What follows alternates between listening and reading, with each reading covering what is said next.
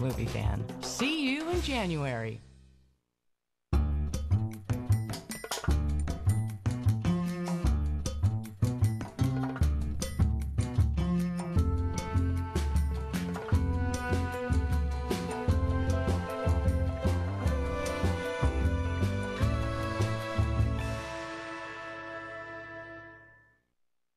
Hi there, I'm Ben Mankiewicz. Thanks for joining us. Up next, a 1959 comedy starring Peter Sellers, also featuring Peter Sellers with Peter Sellers. From Columbia Pictures, it's The Mouse That Roared. First, just a quick bit of the backstory. In the years after World War II, to stem the spread of communism, the U.S. spent hundreds of millions of dollars to help rebuild the economies of Europe and Japan.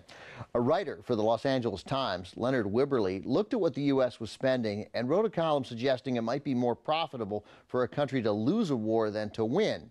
And with that, a movie idea was born. Wibberley took that concept of intentionally starting a war just to lose it and turned it first into a magazine article and then a book about a tiny little country facing an insurmountable financial crisis. So what do? They declare war on the U.S. and attack New York with about 20 soldiers armed with bows and arrows. Peter Sellers stars in the movie adaptation, and as I said earlier, he plays 3 different roles, including a woman.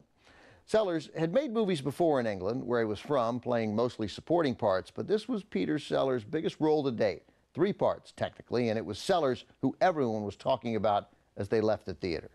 5 years later, Sellers would again brilliantly play 3 roles in Stanley Kubrick's classic Dr. Strangelove.